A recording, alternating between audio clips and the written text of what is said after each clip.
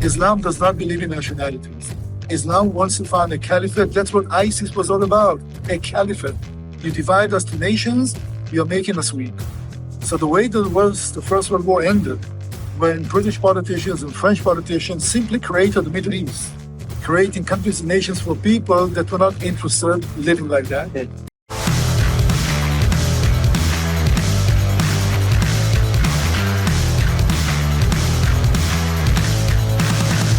What's up, everybody? It's Pastor Nate here with the Under God Podcast, a very special edition for you, coming to you live from the shores of the Salt Sea, or the Dead Sea, as some people call it.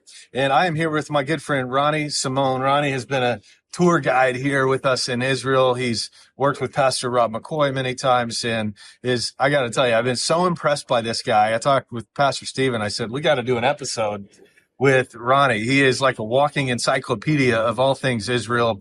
I've learned so much in the last 4 days, and we have 4 more to go. So we're kind of recording this in the middle. You know, we were talking before we got on here about what to talk about. We've seen a lot of interesting things, a lot of interesting sights the last few days, and maybe we'll get to some of that. But as you and I were dialoguing, I was sharing with you, you know, one of the big problems that we have right now, particularly in America, and it's been this way for a while, but in the wake of the death of Charlie Kirk, it has really accelerated, where we have seen on the right, the people who traditionally would have been supportive of Israel are starting to buy into narratives, false versions of history, and they're trending anti-Semitic. And we're seeing some prominent voices in the conservative right side of things in our country really going that direction. And for me, it's heartbreaking, because I think it's not that people are looking for a reason to hate the Jewish people, though much of the world is.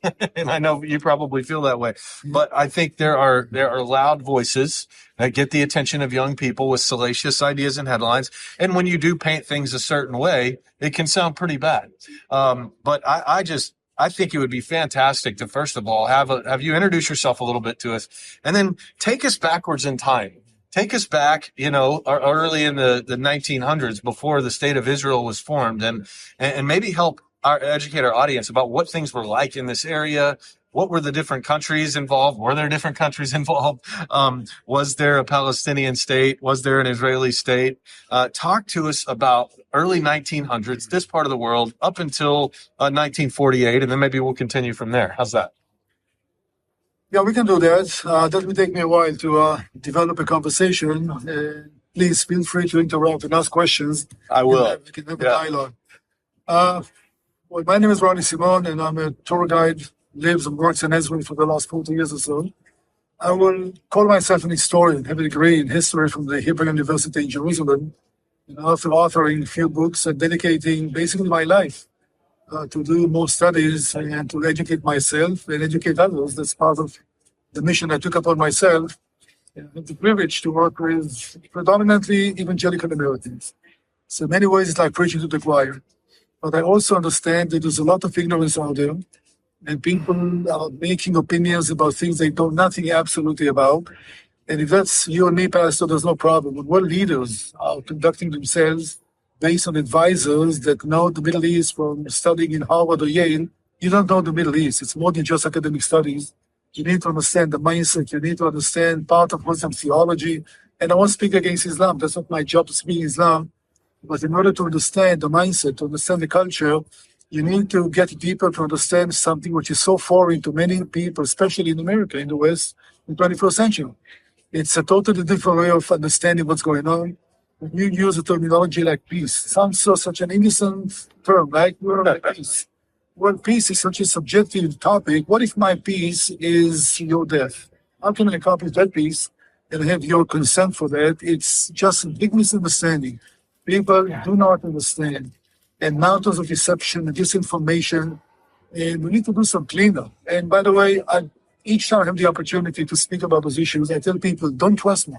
You go and check, but you owe yourself as intelligent human beings not to believe everything that's being said. Yeah, I love that. Not world leaders and not professors in university. They can be as dumb as anybody for saying so. People owe it to themselves. You go and check. Information is out there. You need to know how to check. There's tons of deception.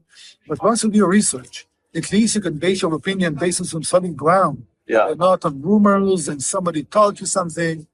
And each time you have those bright American kids participating in all those rallies, and you ask them a simple question: what river, what sea, what are you running for? They don't have a clue. They don't know. It's embarrassing, to say the least. Yeah, I'm going to jump in real quick because I think part of the problem when I talk with young people, you say go do your research. Well, they don't even know what questions to ask, and they don't know who's authoritative on answering those questions. And so I want to invite you to do what he said. As you hear him talk through things, you're hearing from an expert, but go fact check it for yourself. But I think you could give us a roadmap of sort of what has transpired and maybe a roadmap of what they should start to investigate, what they can go find for themselves. You can give those facts and they can go look them up and, confirm those facts on their own. So, yeah, go ahead and continue. Let's go back to the 19th century, okay? Because the 19th century was a turning point in the region's history. And unless we understand the changes and what led to the changes, it's hard to understand what happens today. Sure. During the 19th century, thousands of people came to visit Israel for the first time with the blessing of the Ottoman Empire. Turkey was almost bankrupt. They needed resources. They needed money. And they offered money to anybody. They offered property in Palestine, anybody who was willing to invest. That attracted Christian superpowers investing in rebuilding Christian holy sites. And that attracted Jews as well. For the first time ever, the only issue was, do you have the money to buy land? So all of this was Ottoman Empire control. Well, all the area that we can call the Middle East today, there were no countries, no nations, and no national agenda. No Syria, no Jordan, no Israel. No Saudi Arabia, no Lebanon. It was all part of the Ottoman Empire. It wasn't divided to countries, not divided to nations. And the whole idea that a nation would be, a state should be based on one ethnicity, one nation, that whole thought is straight to the Middle East. The Muslim world believes in clans, they believe in tribes. Islam believes in one entity, a caliphate, under a caliph, because in the Muslim world, if the head of the caliphate is an Arab, his name is a caliph, that's the title. If he's not an Arab, he's a sultan. So the Ottomans were not Arabs, Muslims. And for that reason, the head of the empire was not called a caliph because he was not an Arab. He was called a sultan. But the Ottoman Empire was the high power of the Middle East, representing all the Muslims in the area. And Islam was humiliating. This is something that the Muslim mindset will never tolerate, will never agree to. Because after the First World War, when the Ottomans ended up on the losing side, it was not understood by them that there was a big world war, armies collided, political interests. The way they understand it, the way they teach it in schools, is that the Muslim world was humiliated by the Christians. And it's payback time. And Islam is not teaching humiliation. And once you look at what happens in the Muslim world for the last century or so, they are being defeated time after time after time. And that's number one, frustrating. Number two, that's not what Islam teaches. And the way they see that, they have to restore the greatness of Islam. And you know what? Don't listen to me. They say it loud and clear. You just refuse to listen. You listen to the messages in Arabic. They don't have a hidden agenda. I give them to that as a credit. They say exactly what they mean. Exactly. And we pretend that we don't really understand, because if you understand the message, that requires action. Unfortunately, violent action. People are sick and tired of getting killed, especially people in America. We don't want to send our boys and girls 10,000 miles away from home to fight for what exactly? But we need to understand the motivation on the other side. They fight for a religion. We don't fight for a religion. Some would say, unfortunately, we fight for our nation. Christianity is not fighting as Christianity as a religion.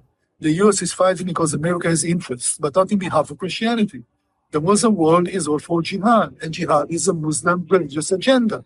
People need to understand that. There is no secular agenda in the Muslim world. And by the way, to speak about Muslim nations, that's an oxymoron. Islam does not believe in nationalities. Islam wants to find a caliphate. That's what ISIS was all about, a caliphate. You divide us to nations, you're making us weak. So the way the First World War ended, when British politicians and French politicians simply created the Middle East, creating countries and nations for people that were not interested in living like that, people that did not understand the concept. Because for centuries, the tribe that lives on the next hill is not my friend. We fight for the same grazing land. We fight for the same water sources.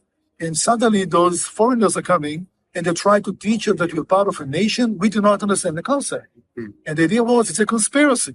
The Christian world wants to divide the Muslims to states so they can control us easy.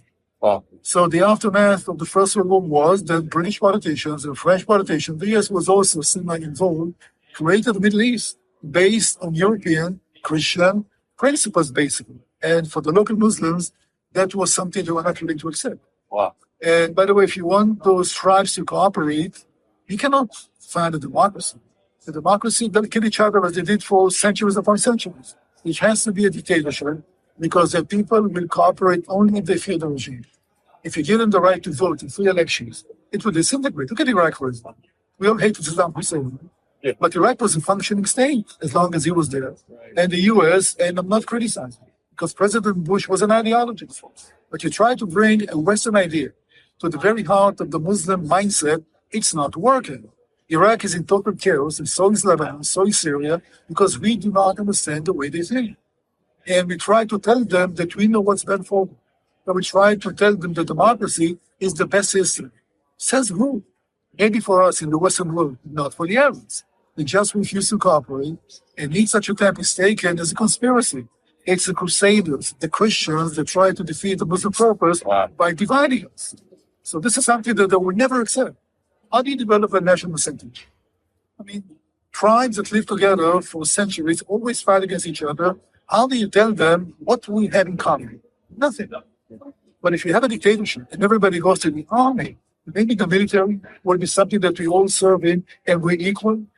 But the military is representing different clans. Given the right to choose, it will lead to total disintegration.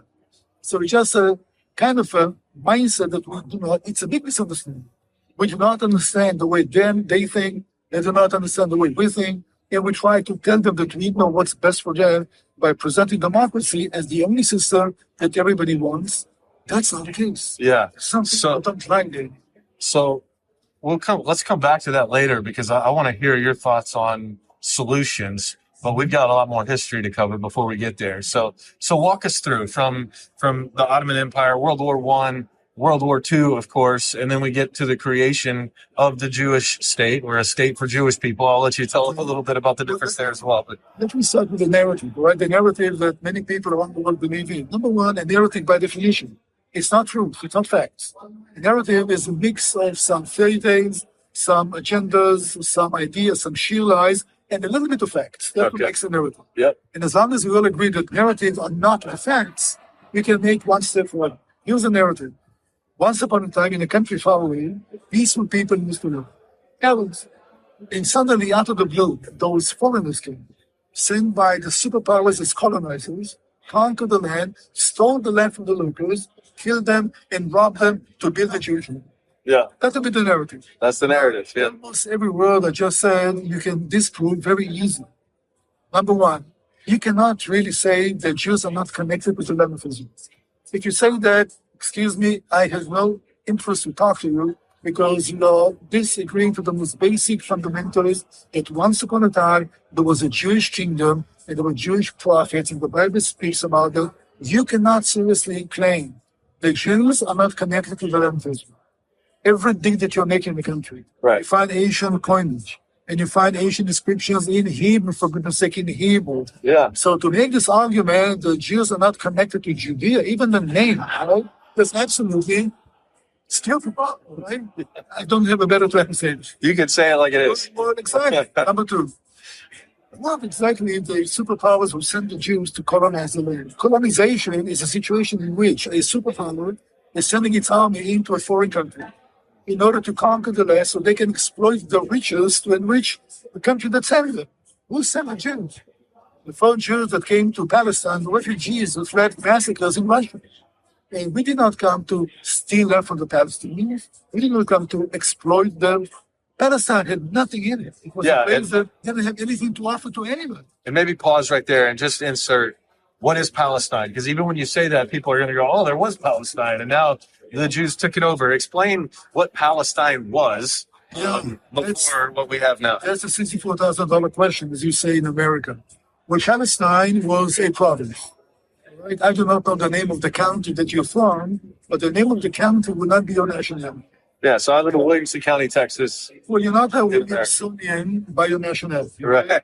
So Palestine was a nearby province that was a very fluid term as well. Because Palestine was a term that was given by a Roman emperor by the name of Adrian. After the Jews rebelled time after time, there was a major rebellion led by a Jewish man called Bar Kokhba, 132 to 135. And the Romans were so upset that unable to uproot that rebellious spirit of the Jews, that Adrian decided he's going to end it once and for all, not only exiling Jews from Judea, but also to change the province, his name from Judea to Palestine. And he was hoping that he's going to break every linkage possible, and that will diffuse the motivation of the Jews to try to go, or decrease, the motivation of the Jews to rebel once again, because even the name will be different. But why choose the term Palestine? Named after the Philistines that came from the Aegean Sea. The culture was closer to the Romans than the local culture. It was simply using a name of people that left the Greek islands for 1,000 years earlier and named the place after them. No connection to Palestinians. It was not an ethnic term. It was not religious. For the sake of administration and suppress the Jewish people, Judea was renamed Palestine. Okay. So people that lived in Palestine were Palestinians. Golda Meir, Prime Minister, many people said, well, I'm a Palestinian because I live in a place that many people call Palestine. It's not my religion. It's not my nationality. It happens to be the name of the province that we live in. That's it. So today, Palestine is a term which is very loaded geographically, politically, but not very clear. Let me give an example. November 2nd, 1917, the British Empire made a proclamation through the Secretary of State, Lord Balfour. And they said basically that the British Empire will be in favor for the Jews to build a national homeland in Palestine. It sounds very promising, right? The whole British Empire is for the Jewish national homeland. It didn't say what is Palestine and how much of Palestine is allocated to the Jewish national homeland. And these are the two main issues. What is Palestine and how much, because this argument is the one that was embraced by the League of Nations, by the United Nations, or in one document that the whole world is willing to follow, even recently changing. And this is the Balfour Declaration. The world agreed in 1920, when the League of Nations was formed, in 1945, the United Nations, that Palestine will be allocated as a home for the Jewish people. The question was always, what is Palestine? If you look at British maps, British Foreign Office, Palestine, by the British understanding, was what is Israel today, but also was Jordan. The whole area, both sides of the River Jordan, it's all called Palestine.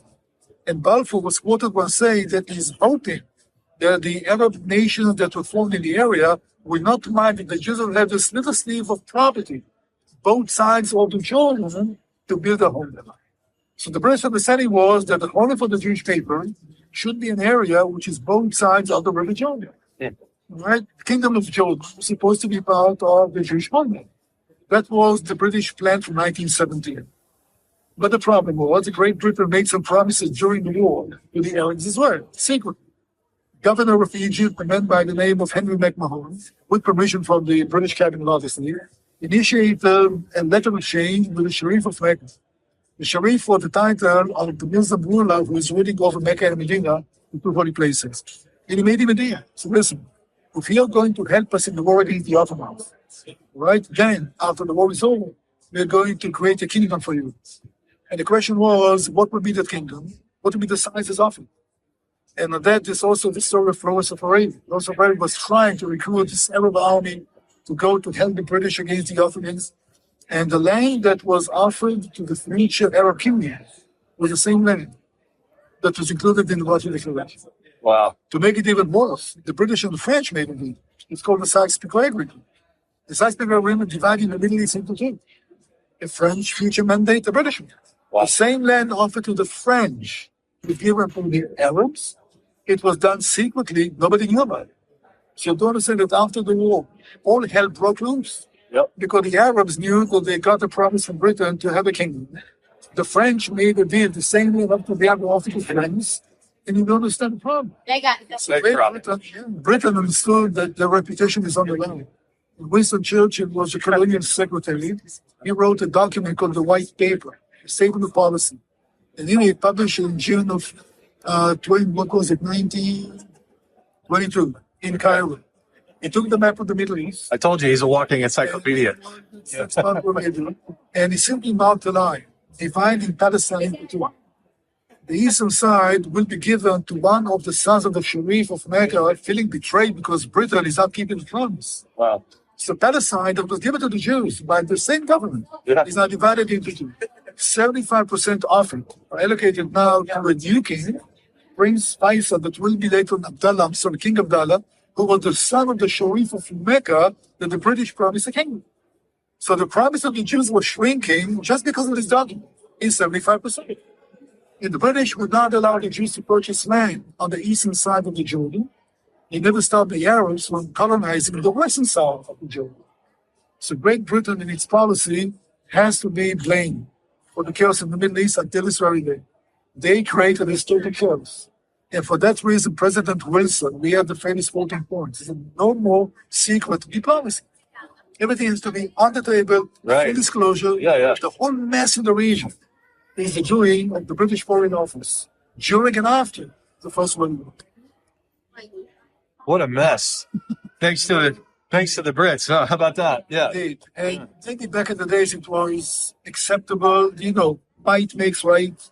Britain was the empire, and who would dare to tell them what to do? But again, the chaos in the Middle East today is in many ways because of British diplomacy. Wow. So that's okay. So that's the situation in 1920.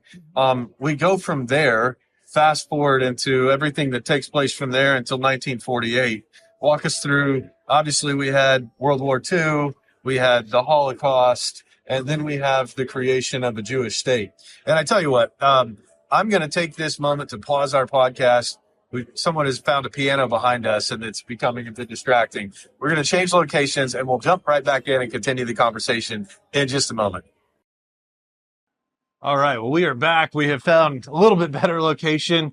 I said, Ronnie, where's the business center? And he said, this is all recreation here at the Dead Sea. So, but we're going to try to continue our conversation, jump back into where we were. We had just sort of finished talking about history of this land leading up to around 1920. Walk us from there through World War II, the Holocaust, and of course, ultimately the creation of the Jewish state. How do we get from the 1920 Balfour Declaration, all of that, to 1948? May I start a few decades earlier? Please. I forgot to mention that it's important.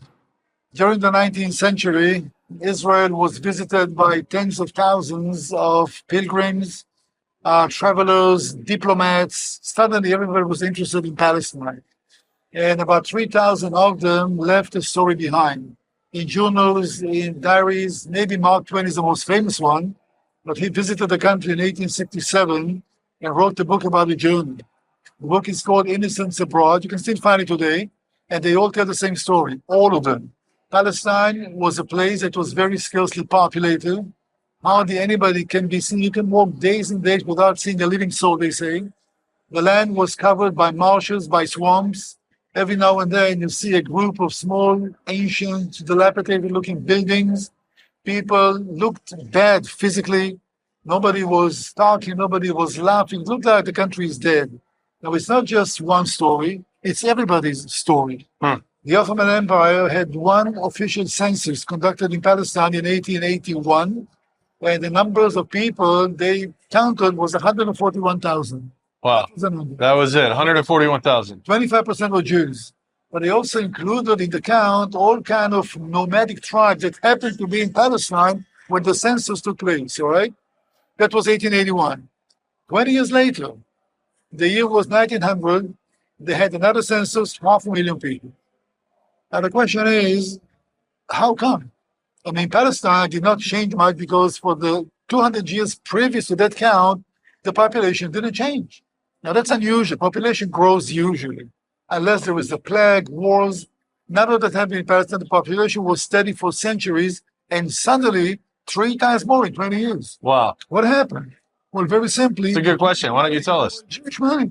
Okay. Jewish money. Jewish pioneers started coming to Palestine. They were supported by the Zionist organization, the Jewish Agency. Land was purchased, creating jobs for more Jews to come. The Ottomans were fearful that if more Jews are coming, the local Arabs will rebel, and therefore they wanted the Jewish money. They didn't want the people. So we have so many stories that a Jewish farm was founded, And about 10 years later, the number of people who live around the farm, making a living from it, all illegal workers that came from everywhere in the Middle East, doubles and triples and 10 times more. So most of the people that came to Palestine, the last years of the 19th century, were people that came because the rumor spreaded that Jewish money creates jobs in Palestine. That was the only reason. So for 200 years, population is steady. Until 1881, very few people. And suddenly, this booming explosion of demographics, Wow. that's going to change everything because the Ottomans only monitored the borders of the sea, not the land borders. Anybody could come into Palestine, no checkpoints, no fences. You're not crossing from state to state. There were no states. Everything was part of the Ottoman Empire. They only cared about people coming by sea. And guess who came by sea? The Jews. So they started limiting the number of Jews. Money was welcome, but not the people. That was the beginning of it. And it's crazy because in the days of the British Mandate, we're moving forward to where we start, the same idea. In Great Britain still remembered who were the allies that helped them in the First World War, the Arabs. Which means if you are going to follow the Balfour Declaration and favor just the Jews, in a future war, maybe the Arabs will not going to support Great Britain anymore. And one politician leads to another. Demographics are totally changing. In 1925, they opened a railroad from Alexandria straight to Rafah, which is the southern part of Palestine. Nobody was watching the passengers on the train, which is anybody could get on the train in Egypt, take the train all the way to Rafah, walk into Palestine. We speak about infiltration of hundreds of thousands of people, all illegal, that completely change the demographics. Wow. And then the Americans say, listen, we are such a big majority. Yes, of course you are, because of the crooked British policy. Yeah. Not because you were the indigenous people of the land. You were not from here. You came as an illegal worker by yourself. You saw that life was good. You summoned for the whole family. And within a few decades, the demographics completely changes. And Great Britain continued that kind of policy.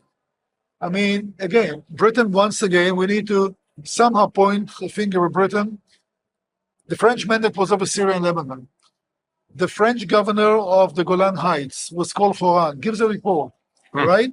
That one summer, 1936, he counted 36,000 people that came into Palestine from Syria. Wow. Never went back.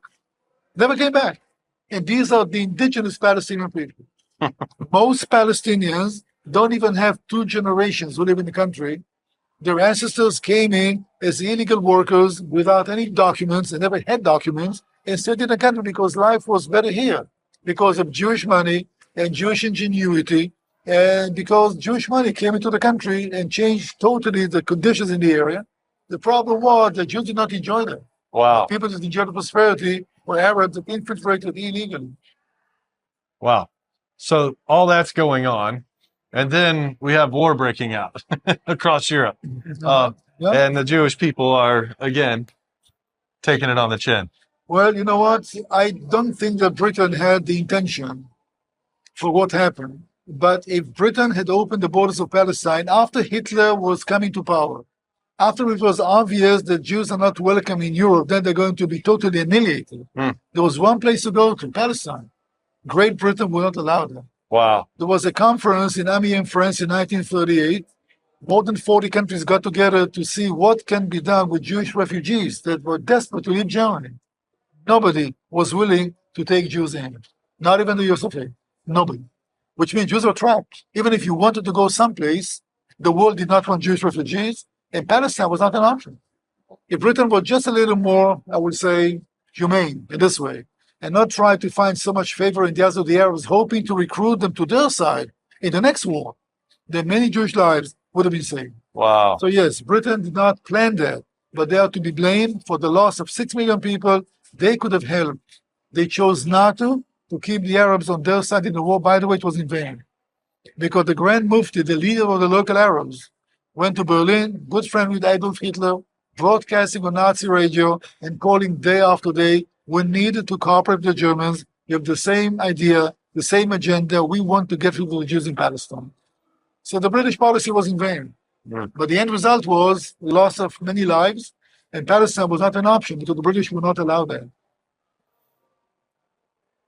It's unbelievable. I mean, some of this I've heard bits and pieces of. Some of this I knew, and then you're telling me some things today that I didn't even have a full grasp of, because this stuff is not taught in school today. No, as I said, please go and check. There's too much disinformation and deception out there. I'm really trying to focus on the facts. And again, I don't mind debating. The problem is that sometimes you debate with ignorance, and that's impossible. Sure. And people bring up these kind of arguments which are just lies. Right? Yeah. So, all right. So some Jews have purchased some land from the Ottomans. British is controlling it. You've got people coming in illegally from Syrian territories, Egypt, predominantly. Egypt, all around. And then we were at the caves of Qumran in 1947. Scrolls were found. The Word of God was found. An entire Isaiah scroll was found. And we find that the preservation of the Word of God had been stored away in it's like the Lord created a natural bunker, 1,000 feet below sea level. UV rays are reduced. Mold's not growing. Stuff is preserved. We discover something really that confirms the word of the Lord going back several thousand years. And then the very next year, after the word of the Lord is confirmed to the whole world, something really big happened right here in Israel. Yeah, well, again, the whole idea was that because of the British diplomacy, demographics had totally changed. And by the time Great Britain is winning the war but losing the empire, they're willing to leave the country and go back home. And they knew there was a problem behind they tried to solve. So they throw this hot potato called Palestine to the lap of the United Nations, just born April 1st, 1945 in San Francisco, and tell them, listen, we have a problem here. We don't want to control Palestine anymore. Try to find a solution. And the UN is sending a team of 11 members over in May of 1947.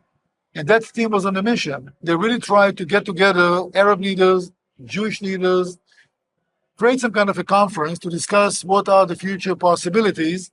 The problem was that the Arab leaders refused to show up. So this delegation of 11 members was really frustrated, not being able to bring the parties closer together. They met with Jewish leaders. On the other hand, they were touring the country, and the Arab Supreme Muslim Council was advising the inhabitants of those Arab towns that the delegation was visiting to welcome them in a very shameful way. They used to throw dirty diapers on them, rotten tomatoes. It was a way to tell the world, we are not negotiating, the land is ours, the Jews have no rights in it. Wow. And after a few months, that delegation came to the conclusion that the only way to try to solve the problem peacefully is to have a partition. We're going to divide the land into two national states, one for the Jews, one for the Arabs. Jerusalem will be an international city. That was the plan. They took it to the General Assembly, the 29th of November, 1947. They voted for it. And as a result of that, Resolution 181, two countries were born, one for the Jews and one for the Arabs. Now, if I'd ask you, the audience, what happened to the Arab country, obviously it was never born. Question is, why not? How come just the Jewish state was born? What happened to the other country? Well, people that don't know the history will answer, well, you, the Jews, stole their land, and because of that, there was no Palestine till this very day. Well, this is not only a mistake, it's a total distortion of history, okay? Well, as Great Britain was leaving, the Arab armies invaded the state of Israel's territory, but they seemingly came to help the Palestinians, to throw the Jews into the ocean. That was the stated goal. There's tons of documentation about it. We are coming to destroy, we are coming to kill, we are coming to rape, we are coming to take these places. In fact, the Arab countries encouraged the local Arabs in Palestine. Leave their homes, leave your communities, because you may be in harm's way. We're going to deal with the issue. And then you come back to take the Jewish homes, which are much nicer. There was a research institution in the American University in Beirut. They did a study in the early 50s. 72% of refugees left their homes before the war started. Wow. Encouraged by the call of the Arab leaders, clear the area, then you come back. Wow. 72%, which means that these people left the country willingly. They lost the war. They're not coming back, all right? And they are treated shamefully by the countries that invited them into their territory. You should see what happens to Palestinian refugees in Lebanon. 80 years later, zero rights, no citizenship. They cannot travel. They cannot get education. They're limited in their occupations, and they call us an apartheid state, huh? Yeah. Guess what happened to refugees in Gaza? It was under Egyptian control. Zero education, no healthcare, no hope, no future. That's how the Arab countries are treating the Palestinians. So the other Arab nations created that state. They created that state of being. They created the way that things were for the Palestinian people at that point We in have a time. very kind of emotional testimony given by the Prime Minister of Syria, 1977. He said, we created a problem. We make the Palestinians a nation of beggars, a nation without any hope and hope, because we invited them to come and take place in our countries, and now we treat them like garbage. One voice. Wow. But that was exactly it. And that was the truth. Exactly it. Was exactly it. So the Arab country wasn't born because of Israel. The Arab armies invaded the land that was allocated for a Palestinian state, and after the war was over, they simply refused to withdraw. The king of Jordan, Abdullah I, sent his army into what is called the West Bank today, that was supposed to be a Palestinian state. And after the war was over, Jordan occupied the West Bank. They just refused to leave the area. Same with Gaza. The Egyptians came to help seemingly into the Gaza Strip. The war was over. They were supposed to withdraw, give the land over to the Palestinians. And what year we're talking about when both of these things happened? 48, 49. 48, 49. We have Jordan occupying the West Bank, Until which is really 64. Judea, Samaria. Exactly. And then we have Egypt occupying the Gaza Strip. Exactly. Not Israel, No, Jordan, and Egypt. exactly. You know Okay. what? I did a study. Before 1967, nobody called the West Bank occupied territories. Nobody called Gaza occupied. They were as occupied as they are today. The world media started using the term occupation. 1967, BBC predominantly, many other news media channels. It was occupied by Jordan for 19 years, occupied by Egypt. Nobody ever used the term occupation Wow. until 1967. Wow. So if you're looking for justice, all right, and the way that Israel is covered the world media, we have no illusions about getting any kind of historical justice. And these people, they know history. There is a reason why they just twist it always in a certain way. You know what, for me, that's the essence of anti-Semitism. Yeah. And so some of our listeners may not even know what happened in 1967. So lay that out for us a little bit. 1967, Egypt is creating an Arab coalition to go to war to revenge the humiliation in 1948. Listen, Pastor, you know what happens when rumors come from the front line to the streets of Cairo and Damascus and Beirut that the Jewish army is defeating the Arab armies? Any idea what would be the response? That the Jews are humiliating the mighty Muslim armies? Number one, we had about 1 million Jews who live in Arab countries. They had to run for their lives. These are refugees that nobody speaks about. They are as refugees as the Palestinians are. People left behind 2,000 years of heritage, of property. The Jews in Baghdad or in Iraq are going back to the days of Nehemiah, Wow. long before Islam was even born. Yeah. The Jews in Alexandria, Jeremiah fled to Alexandria long before Egypt was ever born. Also, and again, we speak about refugees. These are real refugees that had to leave the country because their lives were in danger. Because Wow. the mob was so upset with the Arab being defeated by the Jewish military, it led to massacres. People ran for their lives. They came back home to Israel. We don't call them refugees. These are my parents and friends and family. We all came as refugees, simply fleeing for our lives. Unbelievable. Okay, so so back to six. So how do we end up losing Gaza from Egypt? How does that change? How did the transition of Judea, Samaria? How did we get rid of Jordan? Tell us a little bit about that process. 1967, Egypt is leading a coalition made of Syria and Jordan to attack Israel once again to restore the Muslim honor, to restore the Arab honor. It was payback time. They failed in 1948. They failed in 1956, which is a different story. In 1967, the president of Egypt, Gamal Abdel Nasser was his name, ordered the United Nations peacekeeping forces that were deployed in the Sinai Peninsula as a buffer zone to leave the area. The Egyptian army basically penetrated Sinai, heavily deployed on the borders. Death for itself was a reason to go to war. At the same time, they blocked the Straits of Tiran. Most of the Israeli trade that goes to Africa and the Far East is going by sea through the Red Sea. The Red Sea has two small islands in the place it's meeting the Indian Ocean. And these islands are called Tiran and Snapi, which are under Egyptian control basically.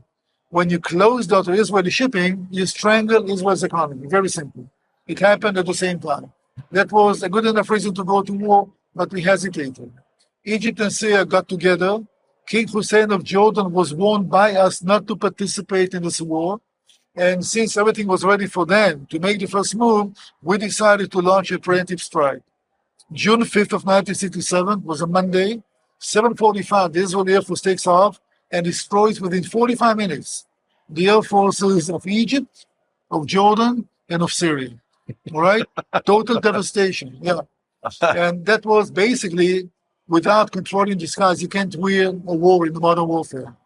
And Sinai was conquered, including the Gaza Strip.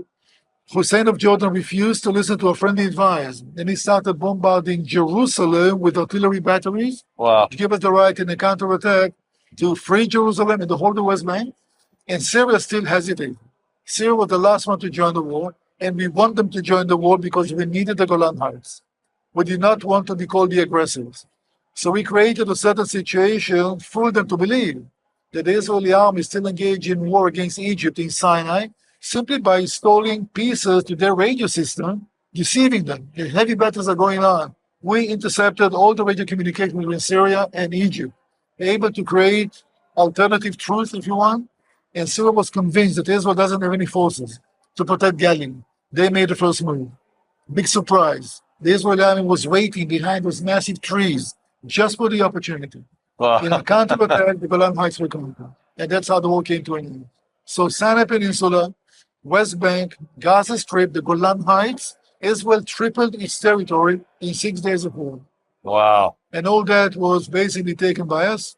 Most of it given back for peace to Egypt later on, and some pieces to Jordan. And even negotiation with Syria took place, but this did not produce any agreement with Syria. So the 6 Day War was an amazing military victory that led to, how shall I say that, to a political catastrophe, if I may say so. You see, if you're a Palestinian who is occupied by Jordan, you can speak up about your rights as a nation. You wouldn't dare to speak about your national identity because in Jordan, you end up with a bullet in your head.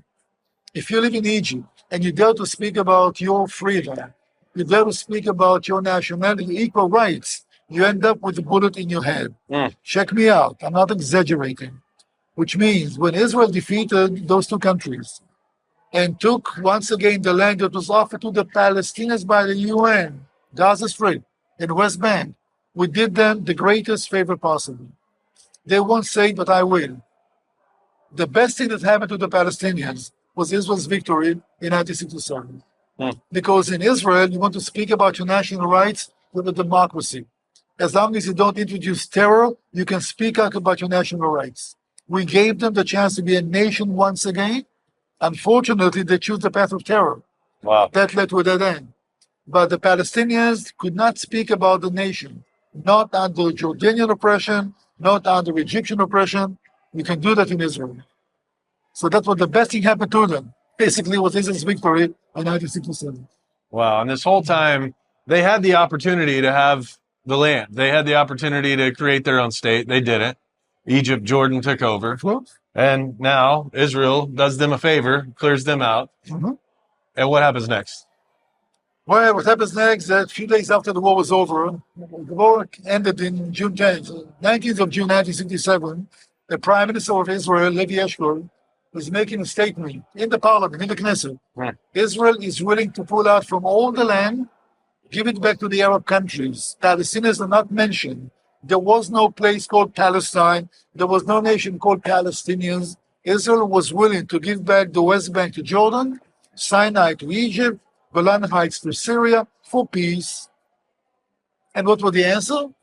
Answer was given in a conference of the Arab League in September 1st of 1967. No peace, no negotiation, no recognition. What was conquered in war should reconquer in war and through rivers of blood. That was the answer. That's the answer. Even if we wanted to negotiate land for peace, there were no partners. You even tried to give back Golan Heights. Again, for peace. That was the plan. And we were just there today. I mean, that is a massive strategy disadvantage if you were to give that back. It is. If you know that you're giving back for peace, because that's what we did with Egypt.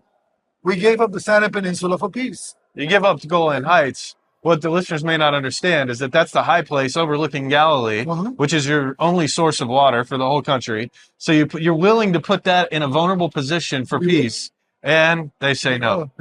This is unbelievable stuff. Listen, we've been talking here for about 45 minutes. We're doing our best in a loud hotel with not a lot of quiet space.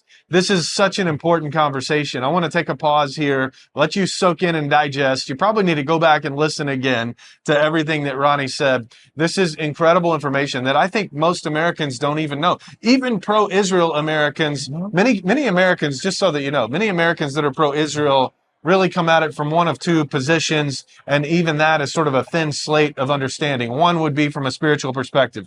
Christians read their Bible. Hey, it says about Abraham, I'll bless those who bless you. I'll curse those who curse you. We know that was said about Abraham specifically, but we interpret that to be speaking to the sons of daughters of Abraham, the Jewish people. And so we say, hey, okay, this is God's people. We should bless them. We see ourselves as Christians, not people who have replacement theology. We're going to talk about that later in a theological podcast. And we have, so you can go back and listen.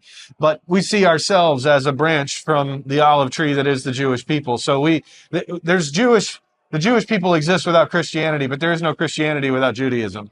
We come from that. And so from a theological perspective, we say, hey, we're going to support the Jewish people and their right to exist in their territory. That's one frame of reference. And even people who hold that position hold it thinly. The other is political. We need stabilization in the Middle East. America needs a good ally. So Israel's the only one that makes a lot of sense. I know President Trump's trying to do things with other countries around. I hope that he can achieve peace, but as you've said, it may not be possible because it's not political for most of them. It's religious, but we'll see. But in America, the friends that you have come from those two perspectives. And even within those perspectives, I would bet that 95% of the people listening don't even understand all the history that you have laid out. I'm embarrassed to say that even the Jews don't know the history, and even many Israelis. Well, they teach us at schools, but again, you're a kid. Who cares about in one ear, out the other? Yeah, I mean, New York City just elected a Mohammedan to be their mayor, and it was honestly, just to say it plainly, it was the 18 to 30-year-old Jews that swung the election for this Islamist to come and take over one of the greatest American cities. And so there's a lack of education, of course, not only among Americans, but even with the Jewish people. What we want to do here is in our podcast, our main goal is to help people think biblically about what matters most. And so understanding the biblical right to the land, but then also the historical practicalities of how the state of Israel came to be is crucial for you and for I to understand. So I want to pause here. Hopefully we can find a better location to continue the conversation and talk a bit more about where things have gone since then and what we're dealing with now. But for now, for this episode, Ronnie, my friend, thank you so much for joining us and for sharing so much great information with the Under God podcast. Hey, we'll see you guys soon. Have a great day. God bless. Thank you for joining us today on the Under God podcast. If this episode encouraged you, share it with a friend or family member. Your support helps us reach more people with God's Word. Be sure to subscribe on YouTube, Rumble, Spotify, Apple Podcasts, and at undergodpodcast.com so that you never miss an episode. Follow us on Instagram, Facebook, X, True Social, and TikTok for more content, behind-the-scenes moments, and faith-filled encouragement throughout the week. We want to hear from you. Leave a comment, join the conversation, and send us your questions. We will be answering them in upcoming Q&A episodes. Until next time, remember to think biblically about the things that matter most.